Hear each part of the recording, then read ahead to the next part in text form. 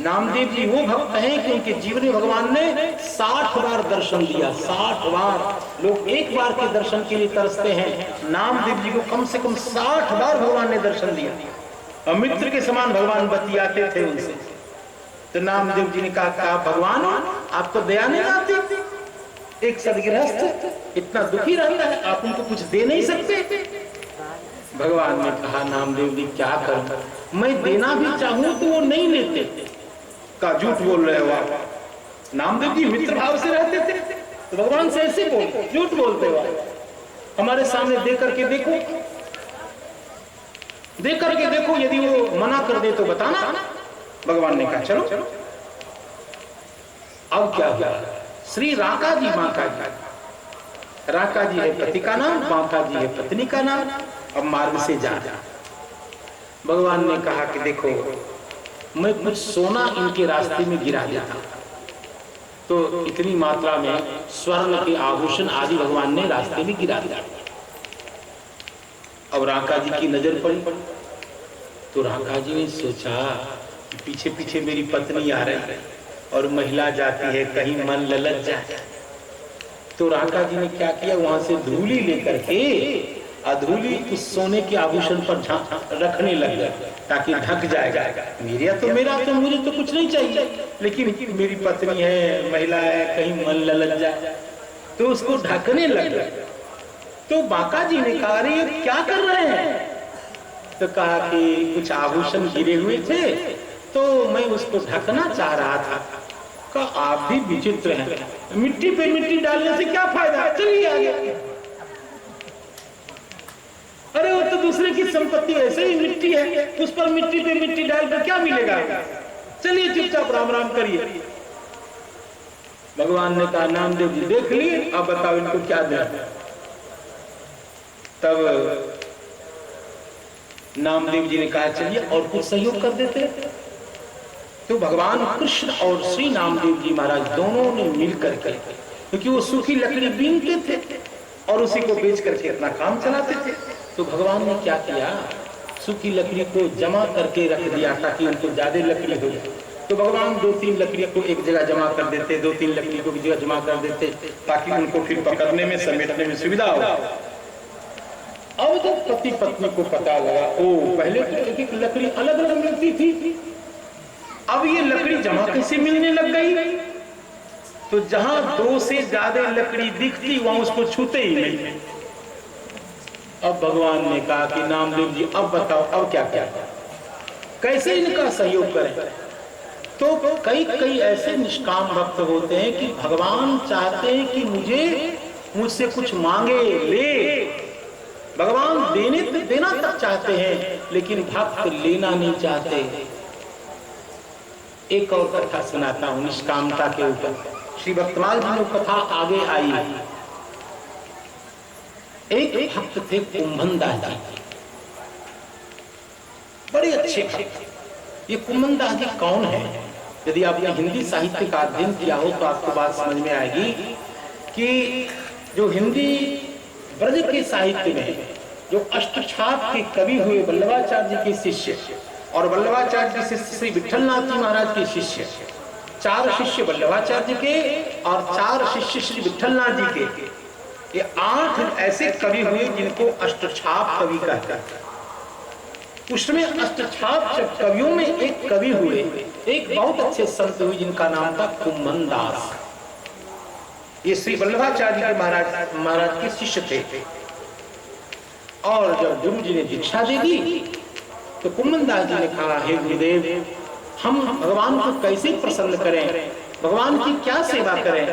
तो श्री वल्लभाचार्य स्वामी महाराज ने कहा कि कुंभनदास जी आपकी यही सेवा है कि जो भगवान श्रीनाथ जी हैं नाथ द्वारा में, आप लोग शायद नाथ द्वारा गए हों, राजस्थान के उदयपुर में श्रीनाथ द्वारा जगह है जहां श्रीनाथ जी अभी भी विराजते हैं और वहां रोज 56 भोग भगवान को लगता, रोज।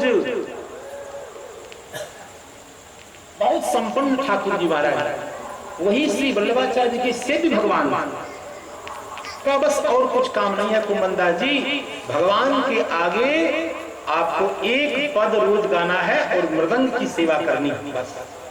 आज भी जो महली संगीत है, देखो संगीत अनेक प्रकार के होते हैं। ये जो ध्रुपद गायकी होती, पहले ध्रुपद गायकी होती थी। ये जब संगीत वो जो पाकिस्तान की ओर और अरब कंट्री की ओर चला गया, तब वहां से ख्याल गायकी आई। नहीं तो ख्याल गायकी हमारे देश की गायकी नहीं है, क्योंकि संगीत के बड़े बड़े लोग बैठे हैं, इसलिए थोड़ी ऐसी चर्चा भी कर देता।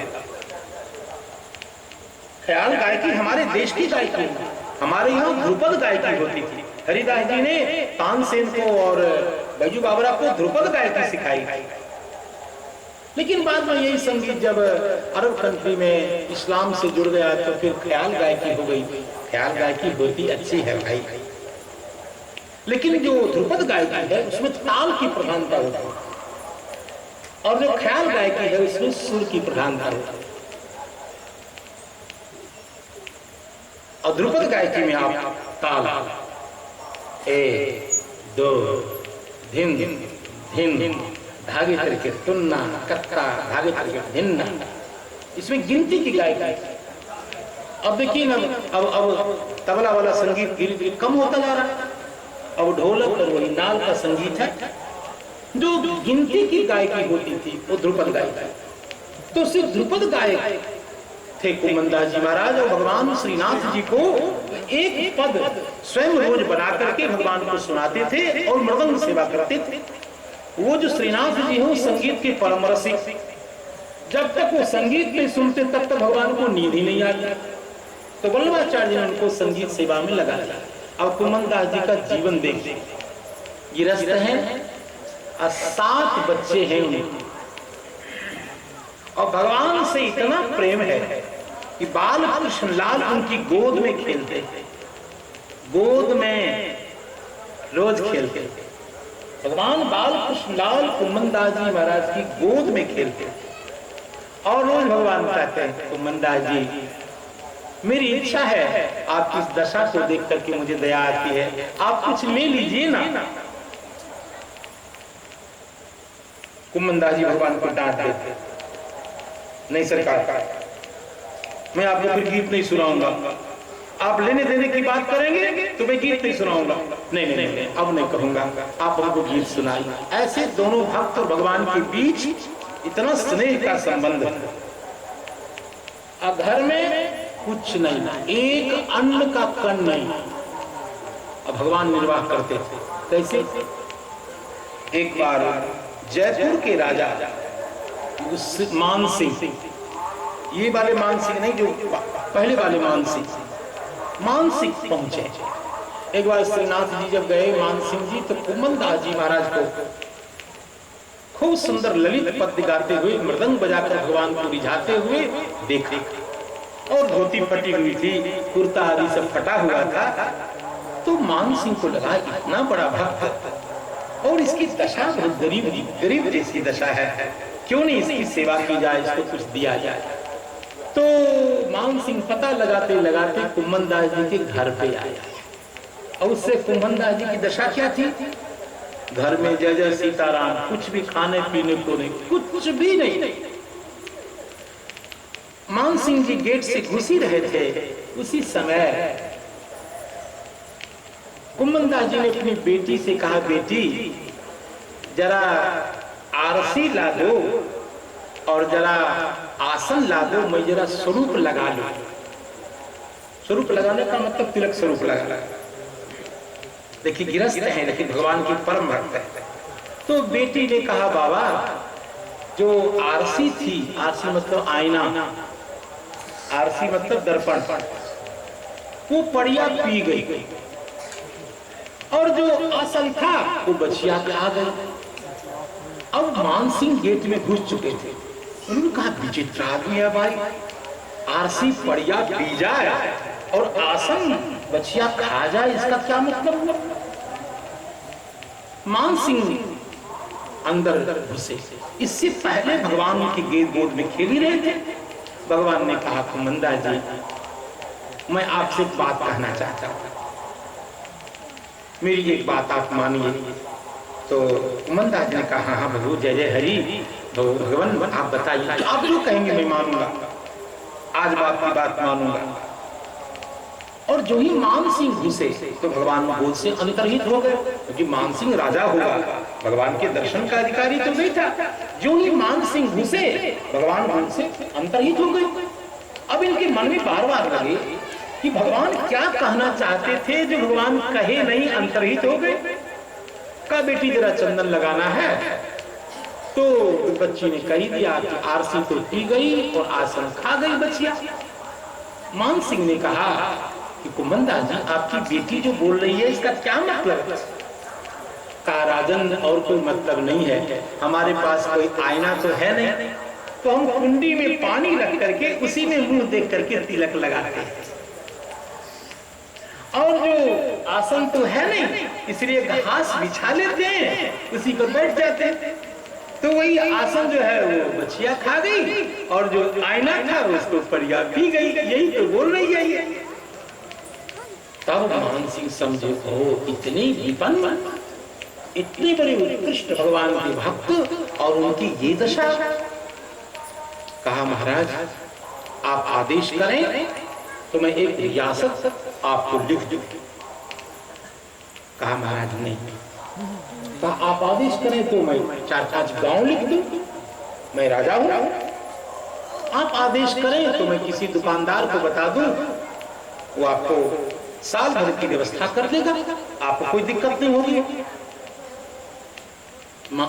कुमंदा जी का मुझे कुछ नहीं चाहिए, हमारे 2 यजमान हैं और उसी से मेरा सब काम होता है। 6 महीने करीब फलते हैं, 6 महीने बेर, 6 महीने बेर फलते हैं, उनसे मेरा काम चल जाता है। 6 महीने ये जो करीब के फल हैं इसी से काम चल जाता है। राजा मान सिंह ने कहा कि फिर आप मेरे लिए आदेश करें, मैं क्या करूं? कुमंदा जी ने कहा यही आदेश है, आप चुपचाप चले जाइए और फिर वापस कभी मत आइए। इतने विपन्न भगवत भक्त राजा मान सिंह जयपुर राजा को कहा कि अब यही सेवा आप करेंगे। क्या सेवा करूं? तो यही सेवा बता रहा हूं कि चुपचाप आप चले जाइए और फिर कभी दूसरी बार आइएगा नहीं। क्यों ऐसा कहा? कुमंदा जी को लगा कि इसी के आने से भगवान तो गोद में खेल रहे थे, इसी के आने से भगवान अंतर्हित हो गए। पता नहीं भगवान क्या कहने वाले थे। जो ही राजा मान सिंह अपने सब मुंह लेकर के वापस हुआ तो भगवान गोद में आ गया। भगवान तो उनकी गोद में खेलते ही थे। तो कुमंदा जी ने कहा सरकार उसमें आप क्या कहना चाहते थे? तो भगवान ने कहा क्या कहूं कुमंदा, मैं यही कहने वाला था कि मैं राजा मान सिंह को पकड़ के ला रहा हूं और वो कुछ दे तो रख लेना, तुम तो पहले उसको भगा दिए। अब मैं क्या करूं तुमसे? कि भगवान पटिया के लाए थे सेवक। ऐसे ऐसे भक्त होते हैं भैया जो भगवान सेवक सती को चेता के लाते हैं और भक्त दुत्कार करके भगा देते हैं। कहा मैं क्या कहूं? यही तो कहने वाला था कि मैं राजा मान सिंह को पकड़ के ला रहा हूं और जो कुछ दे मांगना नहीं, जो दे वो तो रख लोगे, लेकिन तुमने तो पहले भगा दिया। भैया हो भक्ति का रंग एक अलग रंग है। कुमंदा जी महाराज था भक्तमाल में प्रसिद्ध है। और वैसे अकिंचन निष्काम श्री सुदाम देव जी महाराज थे। श्री प्रियादास जी इनके सम्मान में लिखते हैं, बरो निष्काम शेर चुनहु न धाम ढीले। एक चून मतलब आटा भी नहीं है, एक मुट्ठी आटा तक इनके घर में नहीं है। आई निज भाम प्रीति हरि सो जनाई है। उनकी पत्नी ने कहा आपके मित्र, आपने कहा था कि द्वारिकाधीश मेरे मित्र हैं, एक दिन आप क्यों नहीं चले जाए? सुदाम देव जी ने कहा तुम्हारी बात तो अच्छी है, लेकिन मेरे जैसा विपन्न ब्राह्मण उनके यहाँ जाएगा तो लोग क्या कहेंगे?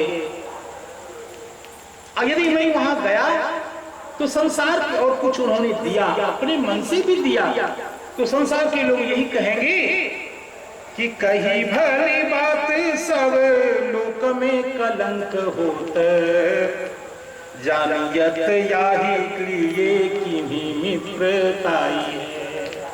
संसार के लोग कहेंगे कि गरीब ब्राह्मण कुछ लेने के लिए ही दोस्ती की थी, इसलिए मैं कलंकित नहीं होना चाहता, मुझे कलंक नहीं चाहिए, और अब मेरे मित्र के ऊपर भी कलंक होगा वो मुझे पसंद नहीं। तब एक दिन उनकी पत्नी ने कहा कोई बात नहीं, आप मांगना नहीं, इतने दिन अलग हुए मित्र से क्या मित्र के दर्शन की भी इच्छा नहीं होती? तब सुदाम देव जी ने कहा अयम ही परमो लाभः उत्तम श्लोक दर्शनम, ये जीवन का परम लाभ होगा, उत्तम श्लोक के दर्शन की इच्छा मेरे मन में भी है। लेकिन आपको पता है देवी कि रिक्त पाणिर्न गच्छेत राजानं ब्राह्मणं गुरुं, खाली हाथ राजा के पास न जाए। और खाली हाथ राजा की बात क्या है, हम मित्र भी हैं, भले वो राजा हो गए हों लेकिन हम मित्र तो हैं, और मित्र मित्र मिले तो कुछ न कुछ दिया जाना चाहिए, तो उनके लिए कुछ उपायन हो तो व्यवस्था करो। तो सुदाम देव जी की पत्नी ने यत्र तत्र से थोड़ी थोड़ी सामग्री, जिस किसी से जैसे लोग पैंचा मांगते हैं, याचना तो करनी नहीं है कि पैंचा जाए, और किसी घर से इतना सा तंडुल, इतना तंडुल, इतना चिवड़ा, जो कुछ मिला तो सबको जब जमा किया तो लाल पीला हरा सब रंग का हो गया। ऐसा लग रहा था कि उनका पूरा का पूरा इतिहास भूगोल लिखा हुआ, और उसको एक जीर्ण शीर्ण पोटली में बांध करके पत्नी के आग्रह पर सुदाम देव जी भगवान द्वारिकाधीश के दर्शन के लिए चले। उनकी परम पतिव्रता स्त्री सुशीला जी ने कहा भगवान सूर्य नारायण से प्रार्थना की थी, भगवान मैंने अपने आग्रह के कारण अपने इस अवस्था वाले जीर्ण शीर्ण पति को भगवान के दर्शन के लिए भेजा है, मेरी पति को आप सुरक्षित वापस कर दीजिएगा हे सूर्य नारायण। यदि मैंने अपने जीवन में पातिव्रत्य का पालन किया है तो मेरे पति सुरक्षित वापस आ गए। उनकी पत्नी सुशीला जी ने भगवान से याचना की, और जब भगवान द्वारिकाधीश को पता लगा कि मेरे मित्र मुझसे मिलने आ रहे हैं, सुदाम देव जी इतने दुर्बल हैं, निरंतर अनुष्ठान करते हैं, निरंतर अनुष्ठान करने के कारण पुरस्चरण, अनेक पुरस्चरण किए जाने के कारण उनका तेज सूर्य के समान लग रहा है। दुर्बल सुदाम देव जी शायद वहां से गुजरात से लेकर के यहाँ तक पैदल नहीं आ सकेंगे।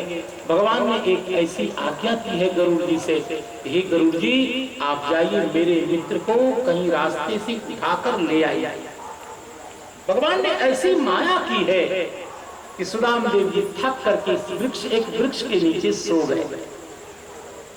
गरुड़ जी को भगवान का आदेश हुआ ही था, गरुड़ जी ने सुदाम देव जी को उठा करके अपने ऊपर स्थापित किया और उस वृक्ष के नीचे रख दिया, जो वृक्ष द्वारिका के ठीक पास में, योजन पर्यंत की दूरी को भी सद्य परिपूर्ण करके गरुड़ जी ने वृक्ष के नीचे सुदाम देव जी को सुला दिया। और जो ही सुदाम देव जी की नींद खुली तो कहा लगता है कोई नई जगह आ गए। लोगों से पूछा भैया ये चमचमाता हुआ नगर कौन है? तो लोगों ने कहा हे पंडित जी महाराज ये द्वारिका है, द्वारिका। अब सुदाम देव जी को लगा विचित्र बात है भाई, हम सोए और द्वारिका आ गए सीधे, और इतने समीप में द्वारिका होती हम अपने मित्र से रोज मिलने आते। अब श्री सुदाम देव जी महाराज आए भगवान के मुख्य द्वार। जो ही राजक प्रासाद की ओर चले, हजारों हजार सेवक सुदाम देव जी की ओर आगे बढ़े और सब सेवक कहते हैं हे ब्राह्मण देवता आप बताइए, महारानी रुक्मिणी जी का आदेश है कि कोई भी ब्राह्मण किसी कामना से, किसी पदार्थ की भावना से यहाँ आवे तो मेरे पास पूछने के लिए आने की जरूरत नहीं है, उनकी जो इच्छा हो सत्य पूर्ति की जाए। सारे सेवक उपस्थित हुए, हे ब्राह्मण देवता आप अपनी इच्छा बताएं, आपको क्या चाहिए, क्या वस्तु, किस वस्तु की अपेक्षा है? सुदाम देव जी ने कहा मुझे कुछ नहीं चाहिए, मैं अपने मित्र का दर्शन करने आया हूँ। ऐसा कहते द्वारिकाधीश के मुख्य प्रासाद की ओर सुदाम देव जी चले। और हिंदी में आप जानते हैं जब द्वारपाल के पास सुदाम देव जी आए और द्वारपाल ने चरण से मस्तक की ओर देखा, आद्योपान और वर्णन किया, आकर के भगवान के सामने सुनाया। शीश पगान झगा तन में, प्रभु जान को आई बसे के ग्रामा, धोती फटी सी लटी दुपटी, और पाय उपान के नहीं सामा, द्वार खरो दुर्बल देखी, रहो चकिसो वसुधा अभिरामा, पूछत दीन दयाल को नाम। हे भगवान, आपके दरवाजे पर एक सुंदर ब्राह्मण सदाचारी, जिनका तेज सूर्य के समान चमक रहा है, परम तेजस्वी ब्राह्मण आए हुए हैं। आपके इस दिव्य वैभव को देखकर आश्चर्यचकित हो रहे हैं। आपका नाम पूछते हैं, आपका दर्शन करने आए हैं, और अपना नाम पूछत दीन दयाल को नाम, बतावत आपनो नाम सुदामा। सुदामा 3 अक्षर जो ही भगवान के कर्ण में आए, भगवान पर्यंक से कूद गए और दौड़ पड़ी द्वार की ओर। मित्र मित्र कह के चारों तरफ रानियां समझ नहीं पा रही है कि भगवान द्वारिकाधीश की इतनी त्वरा मेरे जीवन में कभी नहीं देखी। भगवान कूद पड़े पर्यंक से, दौड़ पड़े द्वार की ओर। मेरा मित्र सुदामा आया, आज इस द्वारिकाधीश का भाग्योदय हो गया, एक पुनीत ब्राह्मण का दर्शन होगा। भगवान ऐसा कह के दौड़ पड़े द्वार की ओर। रानियां समझ नहीं रही है कि ऐसे द्वारिकाधीश इस प्रकार चप्पल आदि बिना पहने, पन्ही बिना पहने भगवान दौड़ कैसे। सारी रानियां, सारे सेवक भगवान के पीछे पीछे दौड़े, और भगवान ने द्वार पर सुदाम देव जी को देखा। लपट करके सुदाम देव जी को हृदय से लगा लिया। भगवान ने अपने बाहु पाश में कस के बांध लिया। दुर्बल सुदाम देव जी महाराज की हड्डी जब भगवान की श्रीअंग में चुभने लग गई, तब प्रेम के कारण भगवान ने अपने हाथ को ढीला किया कि कहीं कस के प्रेम के कारण दबा दूंगा तो पंडित जी को बड़ी व्यथा होगी। तब भगवान ने अपने बाहु को शिथिल किया। बड़ी स्नेह से, मित्र आपने कितनी कृपा की, अपने मित्र को भुला दिया, बहुत अच्छा किया, आपने दर्शन दिया, आज मैं धन्य हो गया। ऐसा करके द्वारिकाधीश सुदाम देव जी के कर कमल को पकड़ के बड़े स्नेह से, लाड और प्यार सम्मान के साथ और मुख्य रनिवास की ओर ले चले। सुदाम देव जी, सारी रानियां देख रही है, आंख फटी है सबकी, सारे सेवक सेविकाएं, बताओ इस फटी हाल ब्राह्मण का भाग्य तो देखो। द्वारिकाधीश कितना सम्मान कर रहे हैं, कितना ध्यान रख रहे हैं, कितने आदर बहुमान के साथ पलक पावरे बिछा करके इनको अंदर की ओर ले जा रहे हैं। इस पुनी ब्राह्मण ने ऐसा क्या तप किया है। और भगवान ले आए अपने मुख्य राजक प्रासाद में, और स्वयं सुदाम देव जी को आसन पर बिठाया, स्वयं भगवान नीचे बैठे। सुदाम देव जी ने कहा, कन्हैया ऐसे नहीं, आओ आओ ऊपर बैठो। भगवान ने कहा, नहीं नहीं नहीं सुदाम देव जी, नहीं नहीं नहीं, आपके जैसे पुनीत ब्राह्मण के चरण कमल का प्रताप है, मैं तो यही अच्छा हूं। मैं आपको आज बता रहा हूं, कई लोग कहते हैं मेरे जीवन में संपत्ति नहीं है, सुख नहीं है। अरे भैया, संपत्ति सुख की कुंजी है ब्राह्मण की भक्ति। भगवान राम से किसी ने पूछा कि आपके जीवन का चमत्कार जो है उसका रहस्य क्या है। भगवान राम ने कहा, विप्र प्रसादात् कमलावरोहम्। यदि ब्राह्मण देवता नहीं होते, राम जी कहते हैं, तो श्री सीता जी के साथ मेरा विवाह कौन करवाता, ऐसे बाबा जी रह जाता। ये ब्राह्मण देवता ने करुणा करके मुझे कमलानाथ बना दिया, कमलापति बनाया ब्राह्मणों ने मुझे। विप्र प्रसादात्, अजित में माना जाता हूं ब्राह्मण की कृपा से। और जब ब्राह्मण देवता नहीं होते तो मेरा नाम करण कौन करता।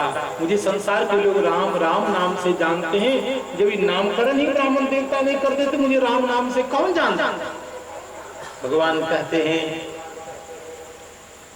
विपद्धनध्वान्त सहस्रभानवः समीहितार्थार्पण कामधेनवः अपार संसार समुद्र से तवः पुनन्तु मां ब्राह्मण पाद पांसवः। क्या ब्राह्मण के चरण का प्रक्षालन आपने कभी किया है?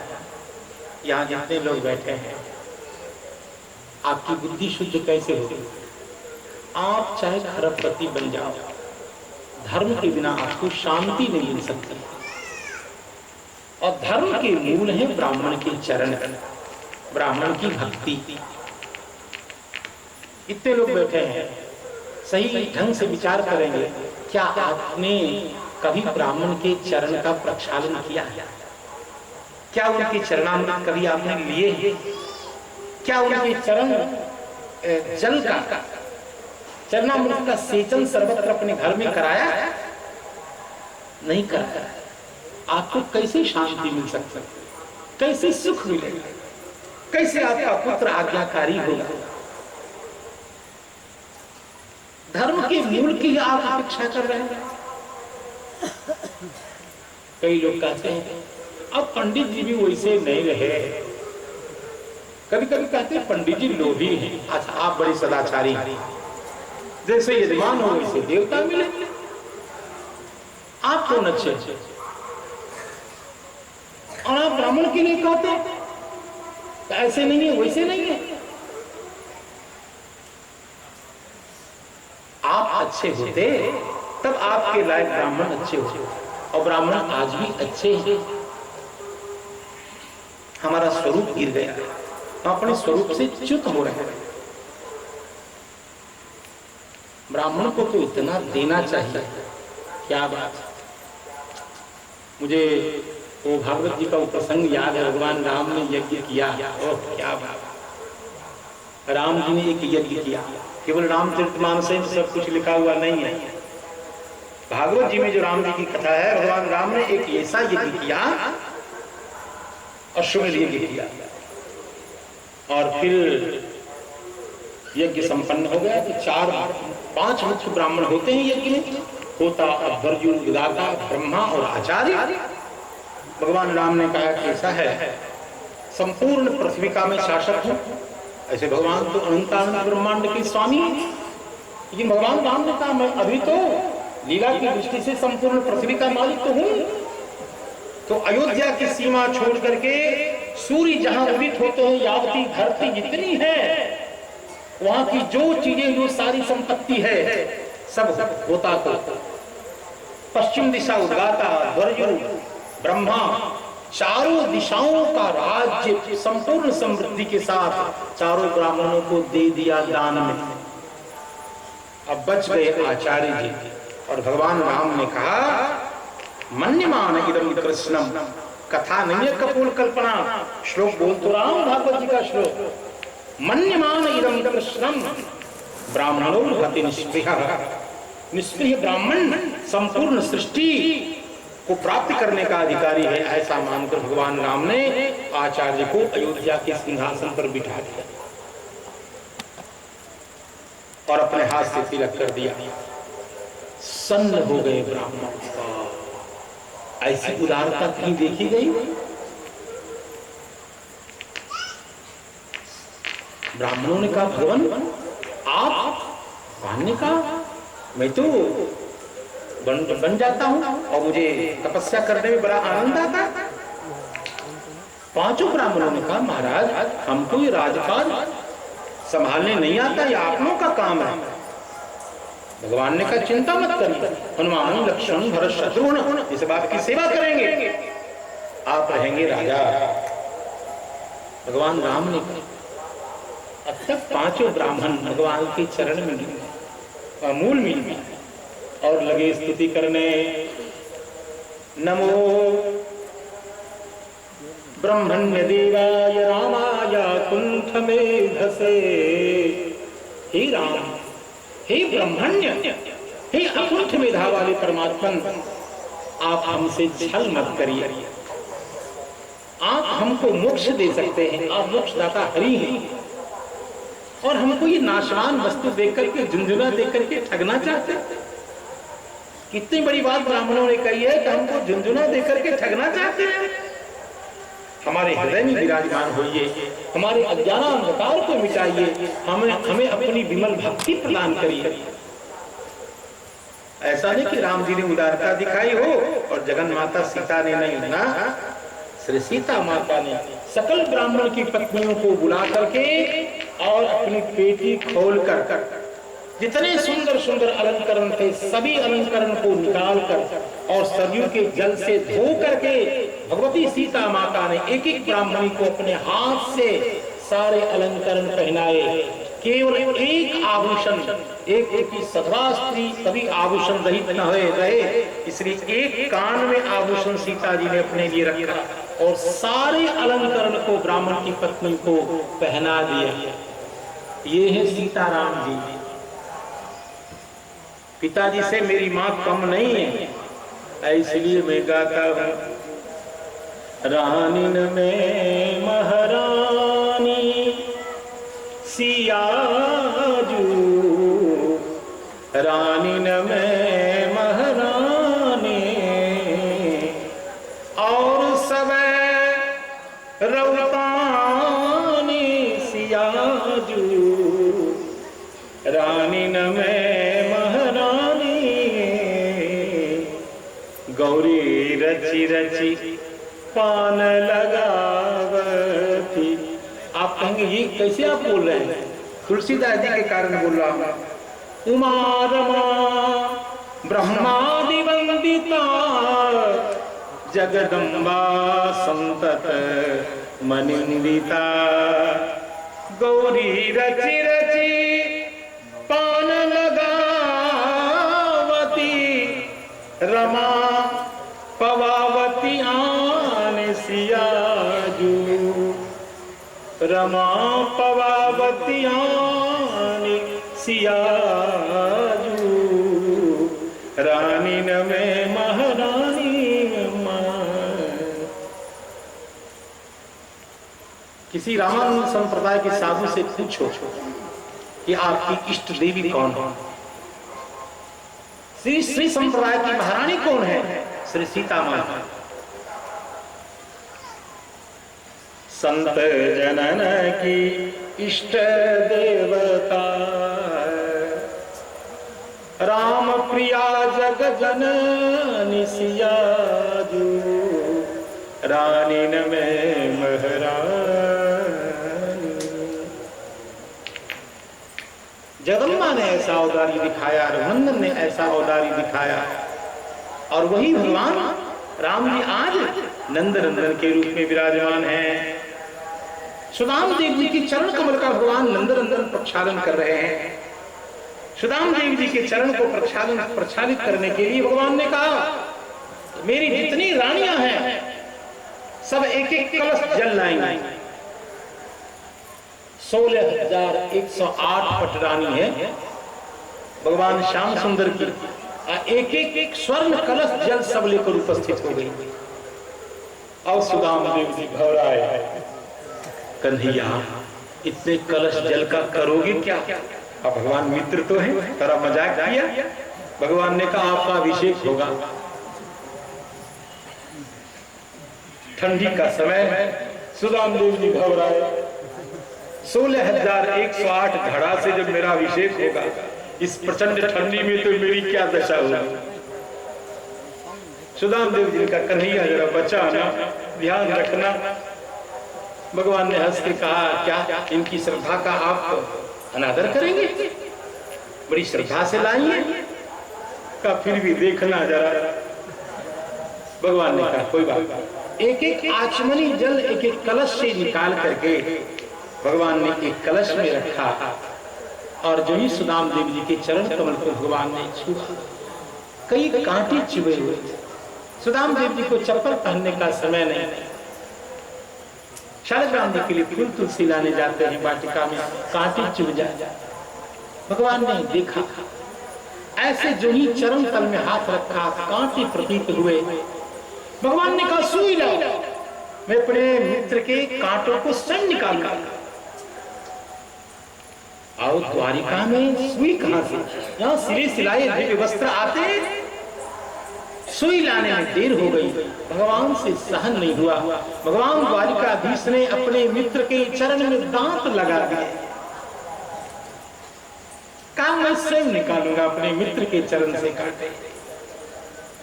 श्री डोंगरी जी महाराज कहते थे जब भक्त भजन करते करते अपने को भूल जाता है उसका देह भान नष्ट हो जाता है, तो भगवान भी भूल जाते हैं कि मैं भगवान हूं।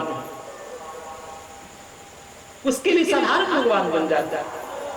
खूब सुंदर चरण का प्रक्षालन किया गया, पूजन किया श्री रामदेव जी का, जैसे ईश्वर का पूजन होता है। अनर्च अधोक्षज दिया,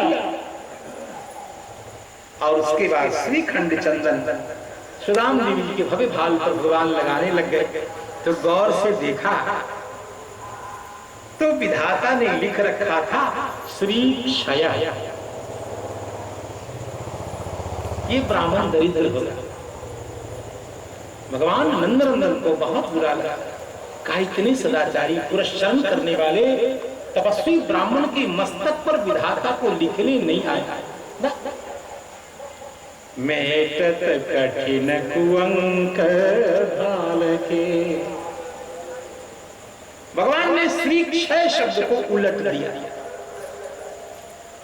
विधाता की रेखा को भगवान ने पलट दिया, और अब क्या लिखा गया? यक्ष श्री ही, कुबेर से भी ज्यादा संपन्न।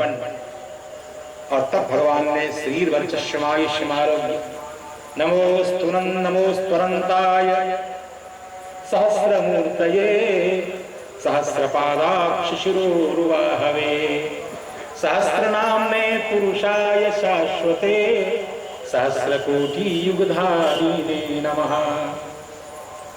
प्रेम से ब्राह्मण का पूजन किया, खूब चकाचक रसोई, खूब सुंदर चकाचक प्रसाद पाने के बाद तब तो सुदामदेव जी ने हाथ पकड़ के खींच लिया भगवान के ऊपर, और पर्यंक पर दोनों मित्र विराजमान हो गए। थोड़ी हंसी ठिठोली, आखिर दोनों मित्र हैं। बाल्यकाल वाली जो चूड़ा चुराने वाली कथा भी थोड़ी चली। और उसके बाद सुदामदेव जी ने कहा कि श्याम सुंदर, इतना वैभव, इतना पैसा, इतनी समृद्धि क्या करते हो आप? कैसी मिल गया आपको? भगवान ने कहा बस आप जैसे पुनीत ब्राह्मणों की कृपा है, और मेरे पास क्या है? भगवान ने कहा सुदामदेव जी, आप बचपन से साधु जैसे थे, तो विवाह हुआ कि जय जय सीताराम ही रह गए। सुदामदेव जी ने कहा कन्हैया, भगवान ने मुझे पत्नी नहीं दी, भगवान ने मुझे सत्संग दिया है। बड़ी धर्मात्मा मेरी पत्नी है, और उसी के आग्रह पर मैं आपके दर्शन के लिए आया। मैं तो जिद कर रहा था, लेकिन उसी ने धक्का लगा लगा करके आपके पास भेजा। लेकिन कन्हैया एक बात बताओ, ये इतनी महिला कौन है? भगवान ने कहा महिला, इतनी स्त्रियां कौन है? भगवान ने कहा कौन है का क्या मतलब? हमारी पत्नियां हैं। का हद हो गई, इतनी का कितनी है ये? भगवान ने कहा ज्यादा कहाँ है, 16,108। अरे 16,108 ही तो है। हंस करके सुदामदेव जी ने कहा वाह मित्र, इतने विवाह हो गए, न कभी निमंत्रण न कभी कार्ड, हमको इतना भुला दिया।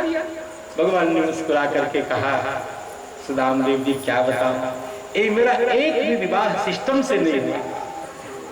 यदि सिस्टम से हुआ होता, बाकायदे कार्ड छपता, आपके नाम से जाता, आप आते, का फिर कैसे हुआ? का इधर उधर गए, उधर से 20-25 ले आए, उधर गए 100-200 उधर से हंसर के ले आए। इसी प्रकार लूटम खसोटम में सब जमा हो गई। भगवान बहुत अंश में सही कह रहे हैं। ऐसे ही भगवान किसी का हरण कर ले आए, किसी को जीत कर ले आए, इसी रूप में सारी रानियां जमा हो गई।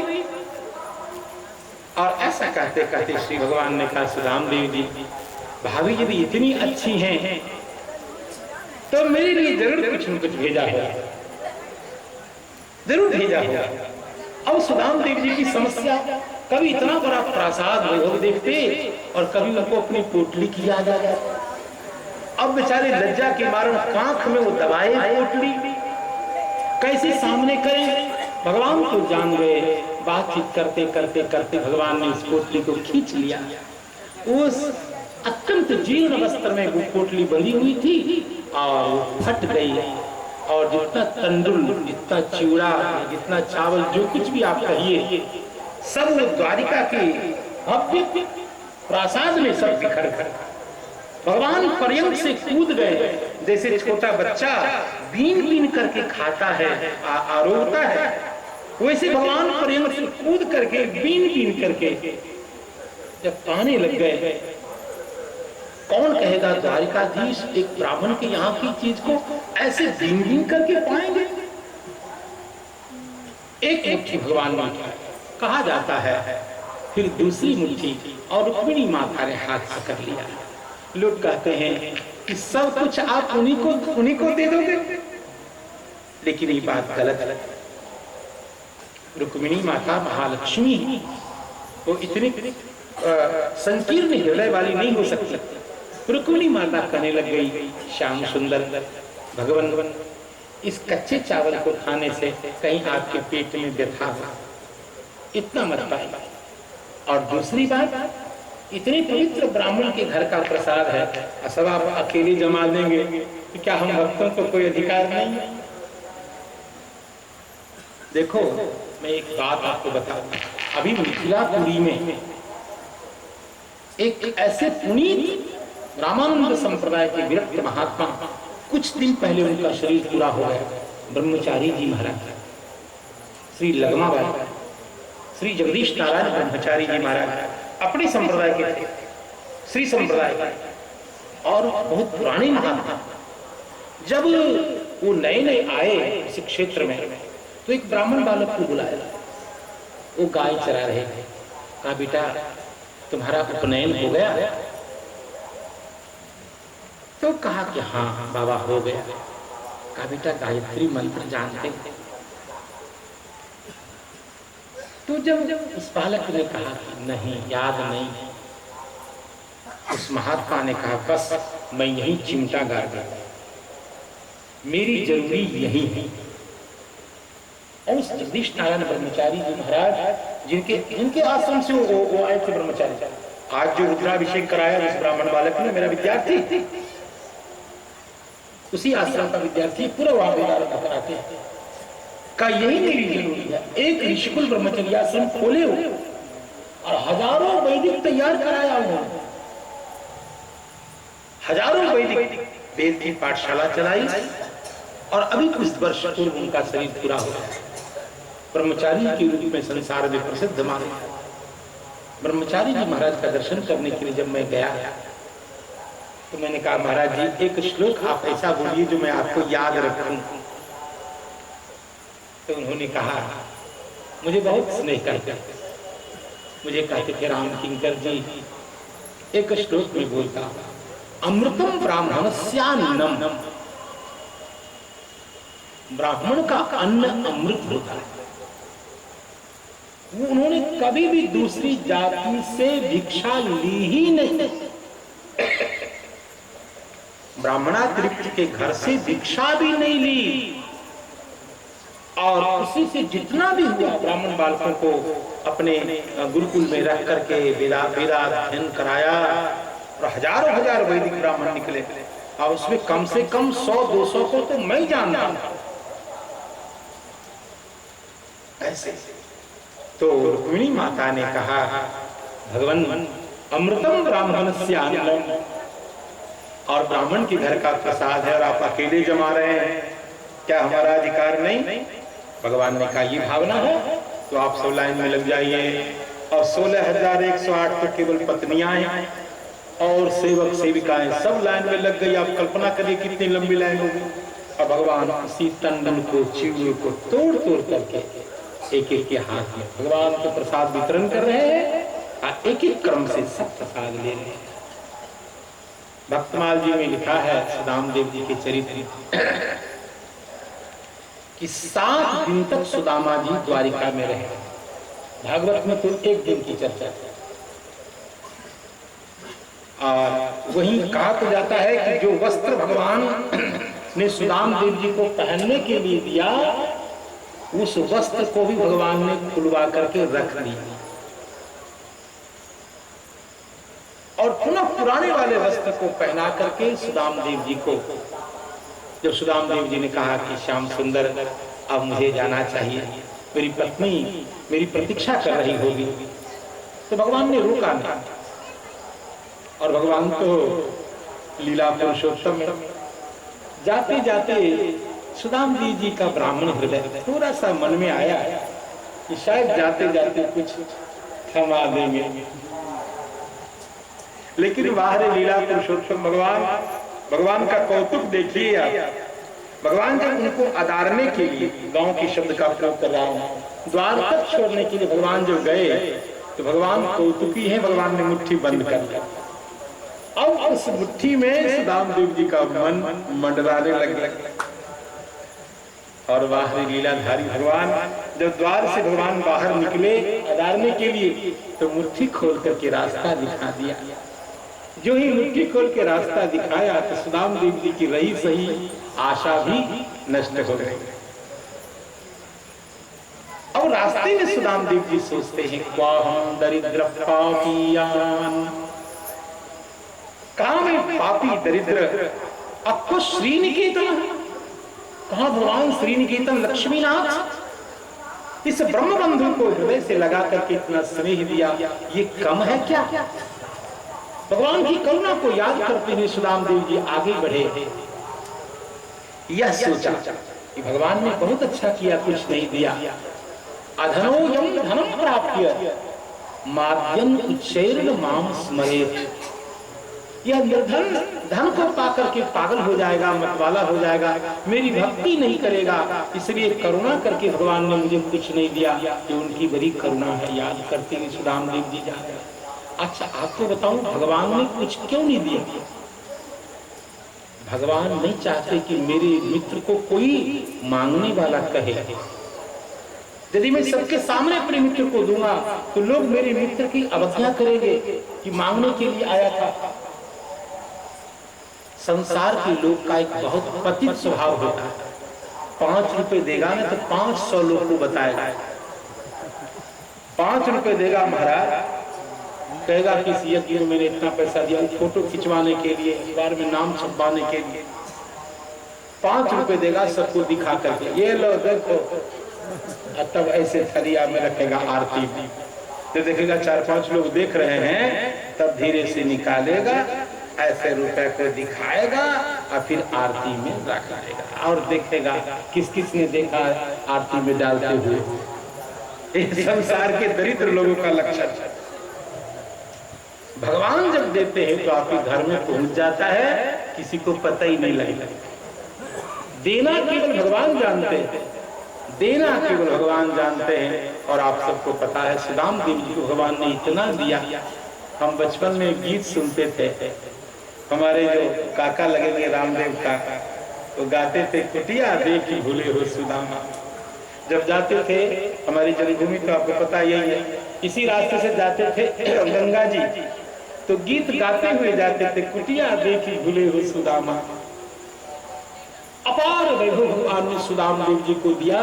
सुदाम देव जी को अपनी कुटिया याद आती है, कहाँ थी मेरी कुटिया, कहाँ थी मेरी गैया, कहाँ थी झोपड़ी, कहाँ है वो सब। और जो वहाँ बहुत बड़ा प्रासाद खड़ा और उस पर उनकी पत्नी खूब सज धज करके तैयार बाहर आई। सुशीला जी खूब सुंदर आरती करती है। सुदाम देव जी वहां भगवान से नाराज हो गए, आपने ये सब क्यों दिया मुझको, अब मेरा मन भजन में नहीं लगेगा। तब भगवान कृष्ण प्रकट होकर के कहे, मित्रवर मैं आपको क्या दे सकता हूँ, ब्राह्मण की तपस्या के सामने यह अत्यंत तुच्छ सामग्री है, संसार के लिए मेरी माया होगी, आप इतने विशाल भवन में रह करके भी माया से वंचित रहेंगे, माया के प्रभाव से रहित रहेंगे, आप भजन करिए, कोई दिक्कत नहीं। अब भगवान ने जब समझाया तब सुदाम देव जी महाराज इस भवन में प्रविष्ट हुए।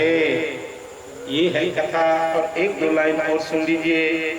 आए निज ग्राम वह अति अभिराम भयो, नयो द्वापुर द्वारिका सो देखी मती गई है। तिया रंग भीनी संग सतनी सहेली लीनी, किनी मनहारियों प्रतीति उर गई है। वह घरी ध्यान रूप माधुरी को पानता सो, राखे निज प्राण जाके प्रीति नहीं है।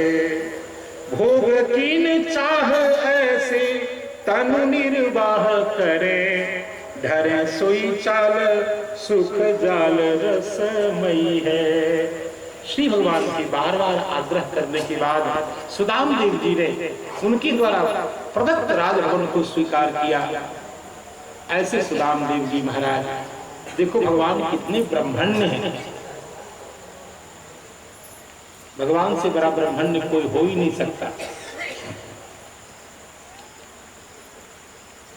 कभी कभी तो संत लोग कहते हैं, श्री भृगु महाराज ने खींच करके चरण का प्रहार भगवान के वक्षस्थल पर किया, और भगवान जब दुल्हा भी बने, जब खूब मौर आदि पहन के राधोन भगवान जब मिथिला गए बाबू साहब विवाह करने के लिए, तो भगवान का वक्षस्थल खुला था और उस वक्षस्थल पर भृगुलता साथ दिख रही थी। आप कल्पना करिए, कोई किसी को खींच के चाटा लगा और 5 अंगुली पंजाब नदी की धारा साफ दिखाई दे, और उस समय का फोटो लेकर के कोई अपने दरवाजे पर लगाएगा कि देखो मेरी ऐसे पिटाई हुई थी। लोग दरवाजे पे उसका ही फोटो लगाते हैं कि नेता के सामने माला पहनते हुए, पहनाते हुए, देखो देखो मैं अटल बिहारी वाजपेयी के साथ था, फोटो खिंचवाया। ऐसा चित्र तो सब लगवाते हैं, लेकिन चाटा वाला कौन फोटो लगाएगा अपने दरवाजे पर? लेकिन वाह रे, हमारे भगवान विवाह करने जा रहे हैं, लेकिन भगवान के हृदय पर एक चिन्ह बना हुआ है। वो चिन्ह किसका है? भृगु महाराज ने गुस्सा करके जो चरण का प्रहार कर दिया, उस स्टाम्प भगवान की छाती पे वो अंकित हो गया। तो दुल्हा सरकार होने पर भी उस स्टाम्प को भगवान दिखा रहे हैं और संसार के लोगों को बता रहे हैं, देखो भैया, जब ब्राह्मण को मैं ही सहता हूं तो तुमको कितना सहन करना चाहिए। विप्रांस्त कौन विषहेत, जब मैं ब्राह्मण के चरण प्रहार को मैंने अपने हृदय का अलंकरण बना लिया,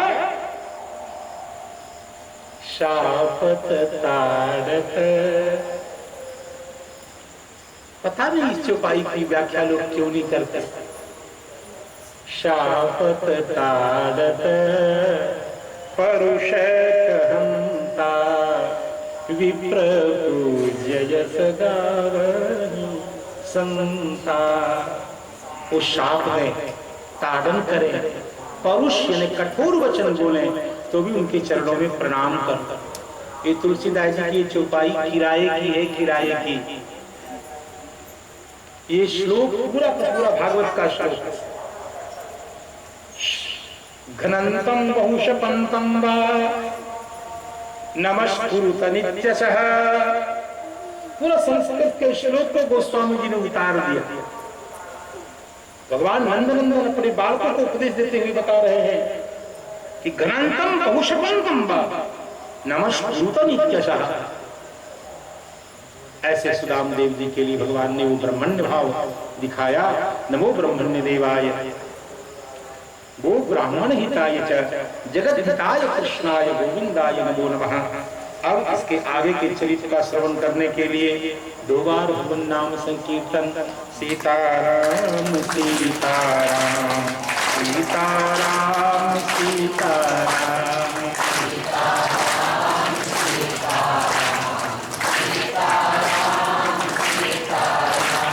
राधे श्याम राधे श्याम राधे श्याम राधे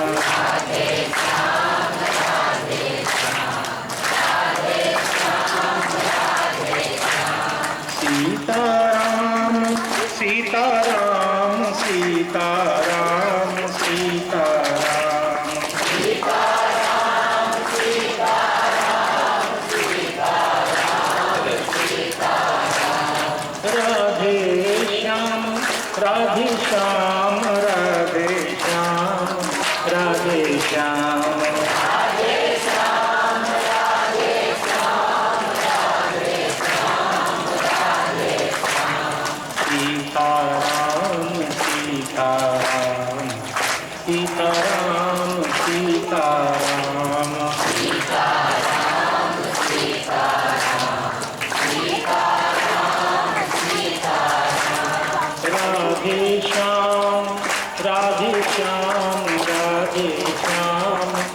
राधे श्याम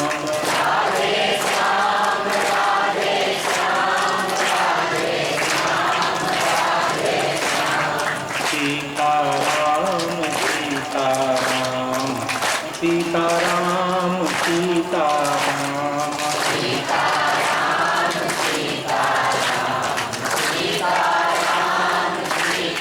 श्री राम कृष्ण भगवान की, श्री वृंदावन बिहारी लाल की। प्रेमी श्रोताओं, अभी जो हमारे सामने कथा है एक भक्त का चरित्र है, चंद्रहास जी का चरित्र।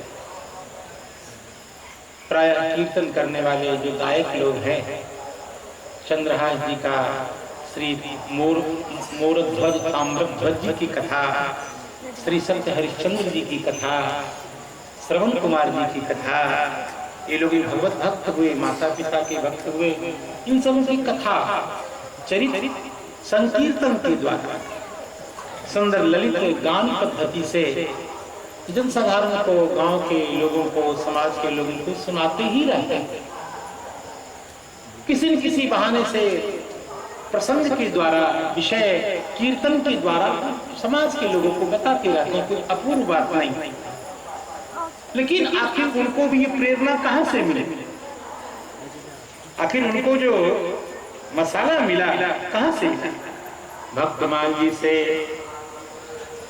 यही के विषय को उन्होंने, यही की सामग्री को उन्होंने अपने ढंग से ललित राग में, ललित शब्दावली में बनाकर और फिर लोगों के सामने सुंदर ढंग से परोस देते, प्रभावकारी ढंग से परोस देते और बड़ा चमत्कार उत्पन्न होता है। श्री चंद्रहास जी की कथा है। एक छोटे से बालक है, बड़ी विपत्ति में जीते हैं। संत ने उनको एक शालग्राम जी की शिला प्रदान की, बहुत छोटी सी। कहा तो जाता है कि देखो ऐसी मर्यादा नहीं, भगवान शालग्राम जी की सेवा की का नियम है। सही बात तो यह है कि अनुभवीत ब्राह्मण की कोई भी स्त्री भगवान शालग्राम जी की शिला का स्पर्श न करे, किसी परिस्थिति में न करे। सामान्य मर्यादा तो ये है। लेकिन विचित्र कथा है, एक संत ने चंद्रहास जी को शालग्राम जी की का एक स्वरूप दिया और विचित्र ढंग से ये सेवा करते। महाराज इनकी पूजा कर लेते और फिर मुख में रख लेते। महाराज विचित्र। और फिर प्रातःकाल मुंह से निकालकर और फिर विधि विधान से पूजा करके फिर मुख में रख लेते। आप बताइए कौन विधि है? लेकिन इसका अर्थ ये नहीं है कि हम भी ऐसा करें ना, गलत बात। गोदाम्बा थी श्री रामानुजाचार्य आचार्य संप्रदाय में, भगवान की श्री लक्ष्मी स्वरूपा थी। और वो क्या करती थी? भगवान को जो माला पहनाई जाने वाली थी, इस माला को पहले स्वयं पहन लेते और दर्पण के आगे खड़ी होकर के देख लेती कि जच रहा है कि नहीं, और फिर उस माला को उतार करके भगवान के पास भेज देते। उनकी कथा आई है वर्तमान में। भगवान से बहुत स्नेह करते थे। वो उनका जन्म तुलसी जी के वन में हुआ था। श्री राम विष्णु जी की कन्या थी, साक्षात तुलसी ही प्रकट हुई थी। एक बार लोगों ने शिकायत कर दी, उनके पिता से कह दिया ये विचित्र है आपकी बेटी, इसको होश ही नहीं है। भगवान को माला अमनिया दी जाती है, ये तो खुद ही पहन के सेट कर लेती है, लग जाती है, माला तो बेचती है। एक बार भगवान को अमनिया माला भेजी गई, भगवान ने वापस कर काउल से जचवा करके सेट करवा के भेजा कर। भगवान दुल्हा है भाई, किसको कैसे पसंद करेंगे वही जाने, और दुल्हा जिस पर मेहरबान वही सुहागन। जब भगवान ने पसंद कर लिया तो हम आप नाटक करने वाले, प्रवचन करने वाले कौन है? दुल्हन वही जो पिया मन भावे। तो मैं ये नहीं कह रहा हूं कि हम भी ऐसा कर सकते हैं, आप भी ऐसा कर सकते हैं, बिल्कुल परंपरा में ये बात नहीं आएगी, लेकिन भक्त के जीवन में ऐसे ऐसे देखे जाते चमत्कार। चंद्रहास जी के साथ कुछ ऐसा ही था। बाद में वो कथा है कि कुंदनपुर का राजा है, अन्यत्र कहीं छिपा के रख दिया गया।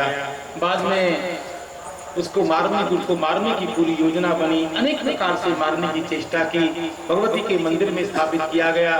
बाद में विषया प्राप्त होने वाली थी, राजा की कन्या फिर कैसे प्राप्त हो गई, जो पैर में पन ही नहीं, फिर भी उनको गजराज पर आरूढ़ कराया गया, इत्यादि इत्यादि कथा लोक में प्रसिद्ध है।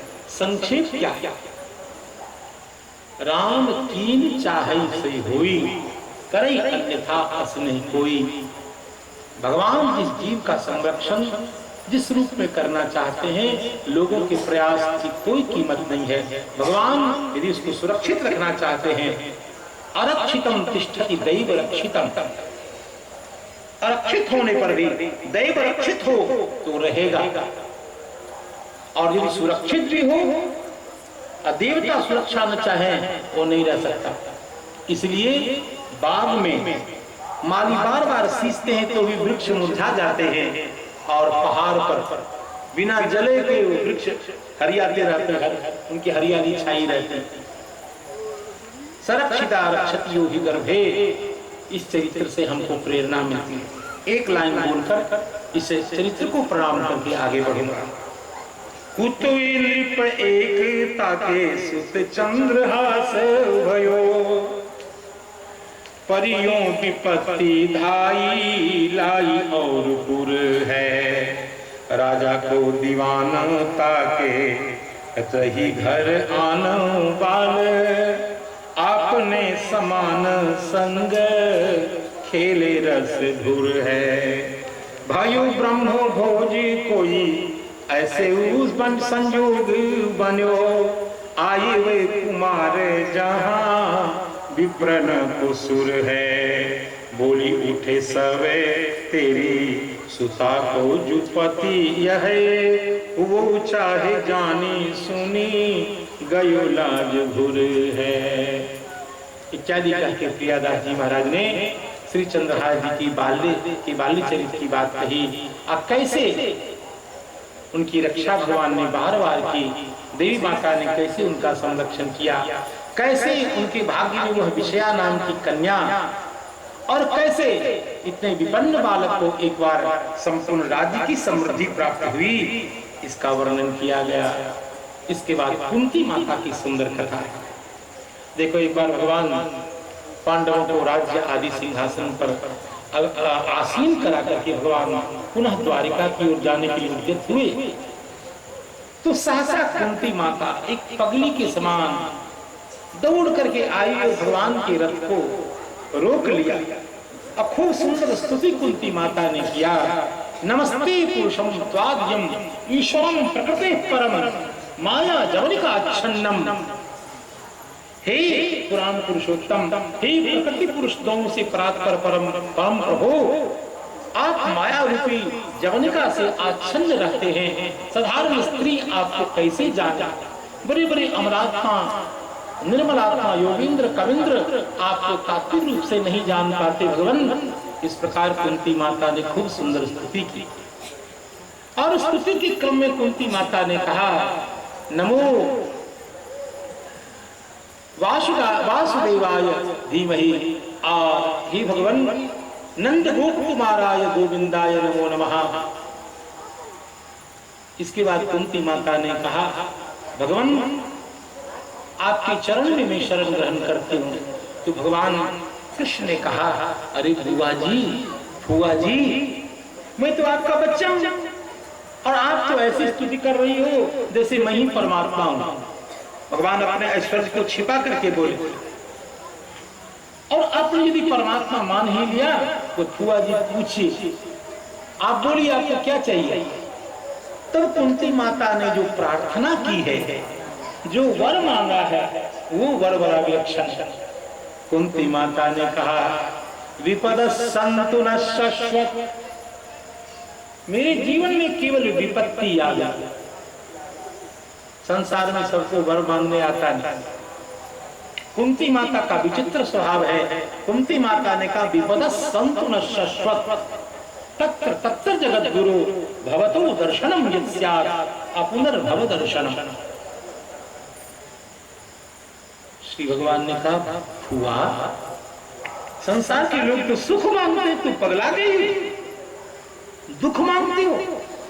इतना दुख तुमको जीवन में मिला, अभी तक पेट नहीं भरा। तुम्हारा जन्म कहाँ हुआ, फिर भोजराज के यहाँ तुम्हें स्थापित कर दिया गया, फिर उसके बाद तुमको ऐसे पति के साथ विवाह कर दिया गया जो पीलिया का रोगी था, फिर उसका नाम पांडु था। दैव योग ऐसा कि जो ही पति पत्नी का संगम हो तो पति समाप्त हो जाए। तुमको पति का वियोग जीवन भर सहना पड़ा। उसके बाद अपने पुत्र के साथ जंगल में मारे मारे जीवन भर भटकती रही और आज आपके पुत्र राजा बन गए, आप राजमाता बन गई। अभी तो सुख के दिन आपके जीवन में आए ही नहीं और फिर दुख मांग रही हो। भगवान श्याम सुंदर ने जब ऐसा कहा तो कुंती माता ने कहा क्यों दुख नहीं मांगा? जब दुख के दिन थे हमारे यहाँ तब तो आप हमारे साथ थे, जब सुख के दिन आए तो आप हमें छोड़कर जा रहे हैं। तो हमारे लिए तो दुख के दिन ही अच्छे थे, कम से कम आप तो हमारे सामने थे। सुख के माथे शील परे, कबीरदास जी ने लिखा सुख के मस्तक पर पत्थर गिर जाए। भगवान को भुला देता है सुख, 2 पैसा हो जाए फिर देखो बाबू साहब की है कि सुख के माथे सिल परे,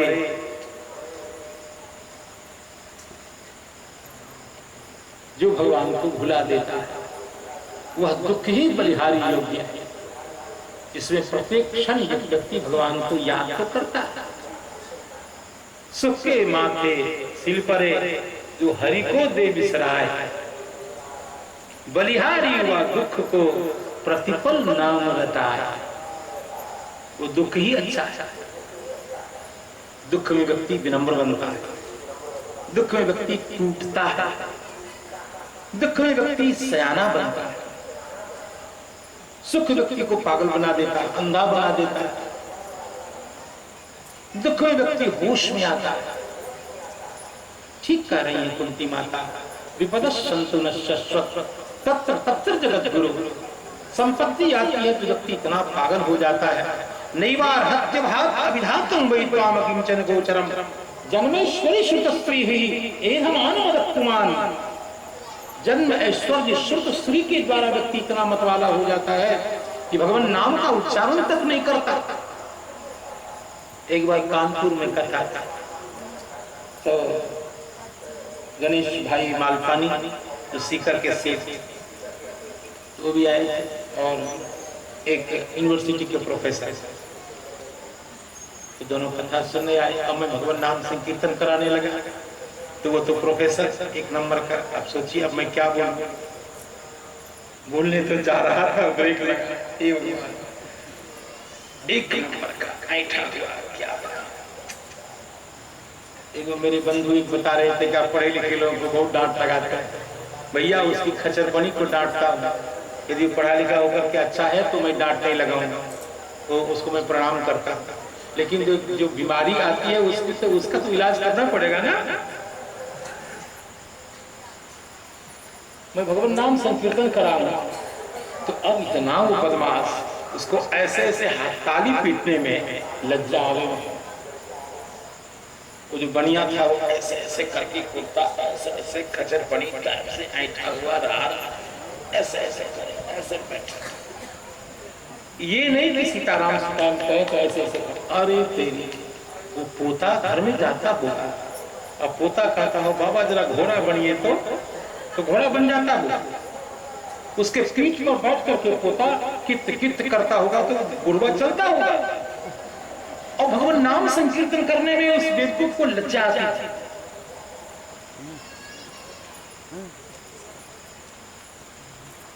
बहुत बड़ी पढ़ाई, बहुत बड़ी समृद्धि भगवान की भक्ति में प्रतिबंधक। इसलिए भगवान अपने भक्तों को इन रोगों से बचा करके रखते हैं। मैं सीताराम सीताराम करूं, ऐसे ऐसे देखे कि कहीं कोई मेरा विद्यार्थी तो नहीं है, अरे बेवकूफ अभागे, भगवान नाम संकीर्तन में लज्जा आती, तुम इतने बड़े आदमी हो गए।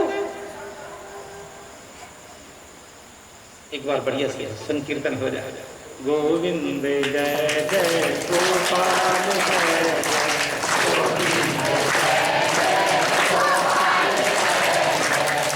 गोविंद जय जय गोपाल जय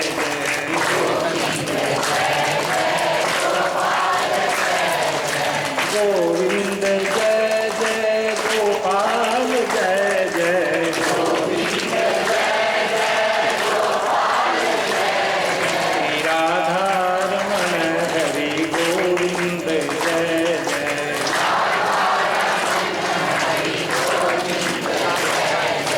राधा रमण हरि गोविंद जय जय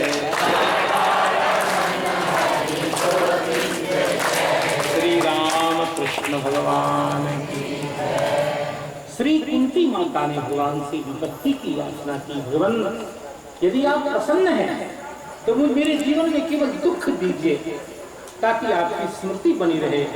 विपद संत तत्र जगत गुरु भवतो दर्शनम पुनर्भव दर्शनम। इसी विपत्ति के काल में आपका दर्शन होता है, तो आपका दर्शन होता है तो फिर उसे मोक्ष की प्राप्ति होती है, क्योंकि आपका दर्शन अमोघ है। अमोघम दर्शनम राम। इस स्वामी कर्पात्री जी महाराज इस श्लोक को बार बार कोट करते थे।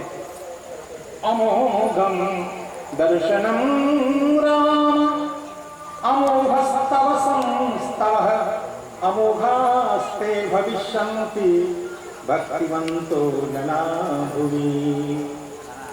जो आपकी भक्ति से विशिष्ट जन है वो जन भी अमोघ होते हैं। इसलिए भगवान मेरे जीवन में केवल विपत्ति आवे, दुख आवे।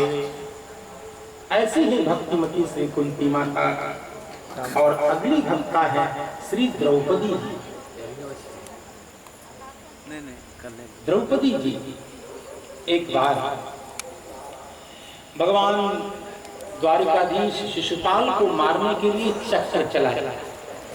चक्र का जब प्रक्षेप किया तो कहा जाता है कि चक्र से भगवान की उंगली थोड़ी सी छिल गई। ऐसे भगवान का श्री विग्रह चिन्मय है, अप्राकृत है। जन्म कर्मच में दिव्यम, और दिव्यम शब्द की व्याख्या शंकराचार्य महाराज ने किया अप्राकृतम। भगवान के शरीर में हमारी तरह रक्त मांस मज्जा अस्थि चर्म नहीं है। गोस्वामी जी कहते चिदानंद में देह तुम्हारी।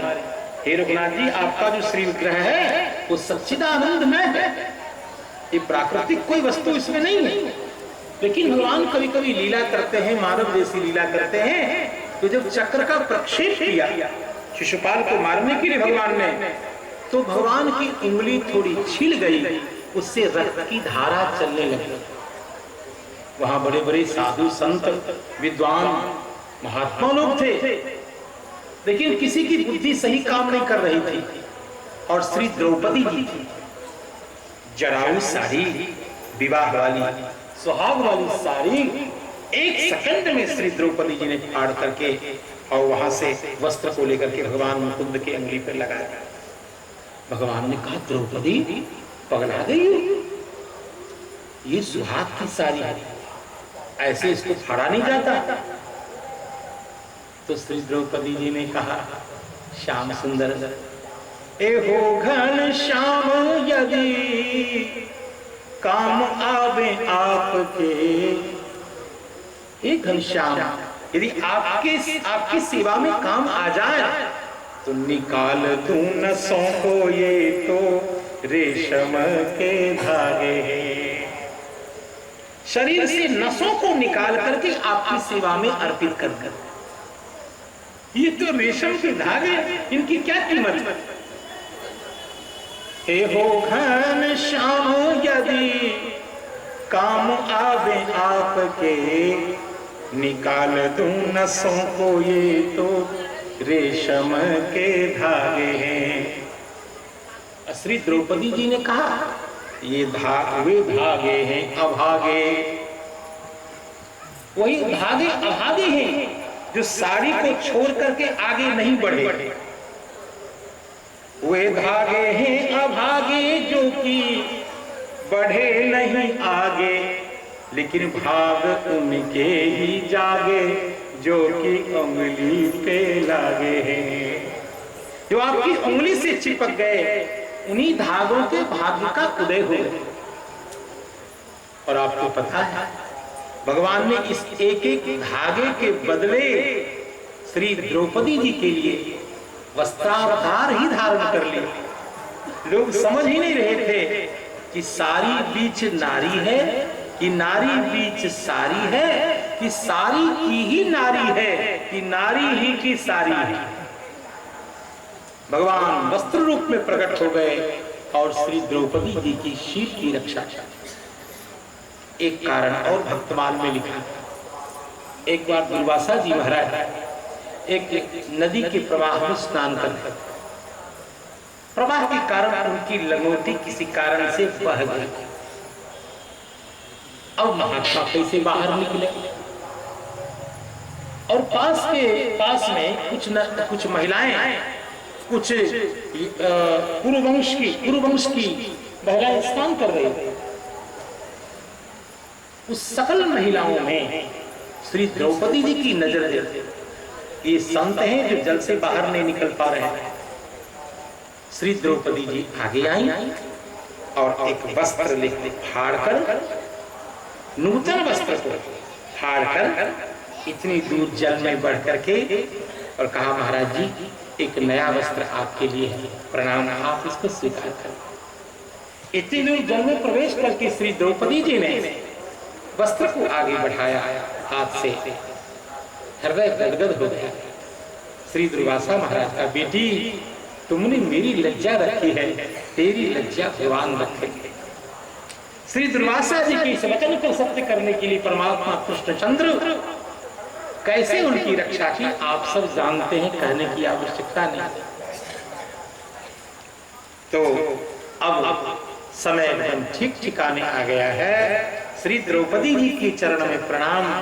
द्रौपदी जी की शील की रक्षा करने वाले भगवान मधुसूदन की चरण में प्रणाम। आप सब संतों के चरण में प्रणाम। और ब्राह्मण देवता, विप्रवृंद, संत वृंद, भक्त वृंद, तीनों वृंदों को प्रणाम करके वाणी को विराम करूंगा। शेष कथा पुनः कल। सीताराम सीताराम सीताराम सीताराम सीताराम सीताराम सीताराम सीताराम सीताराम सीताराम सीताराम सीताराम राधे श्याम राधे श्याम राधे श्याम राधे श्याम राधे श्याम राधे श्याम राधे श्याम राधे श्याम राधे श्याम राधे श्याम राधे श्याम राधे श्याम राधे श्याम राधे श्याम।